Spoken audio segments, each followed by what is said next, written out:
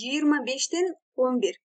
Бул жөнөкөй бөлчөктү ондук бөлчөк түрүндө жаз. Жөнөкөй бөлчөктү ондук бөлчөк түрүндө кантип жазабыз?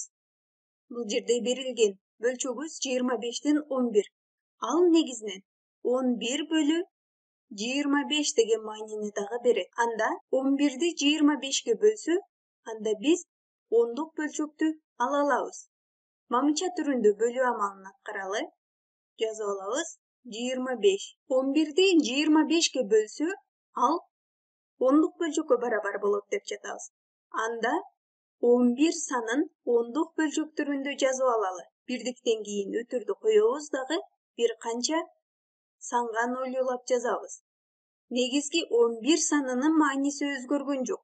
Жөн гана аны биз ондук бөлчөк түрүндө жазып алдык. Анда бөлүү амалын аткаралы. Бул жерде 11ди 25ге бөлө албайбыз. Демек кийинки ондук үлүштөгү санды дагы алабыз. Бул жерде сандын бүтүн бөлүгү 25'тен кичине болгондугу үчүн биз бөлчөк бөлүгүндөгү нөлдү дагы кошуп алдык. Анда бөлүнө турган сан бизге ондук үлүштү берет. Демек бул жерде тиендинин бүтүн бөлүгү 0го барабар. 110ду 25ге бөлүү үчүн 25'ти көбөйтөсүң 4кө. 4тү 25ге көбөйтсө 100. 110дон 100дү кемитсе 10 калат. Анда кийинки разряддагы санды түшүрөбүз, ал 0. Кайра бизде 100 саны пайда болду. Аны 25ге бөлүү үчүн 25'ти дагы 4кө көбөйтүү керек. 25'ти 4кө көбөйтсө 100.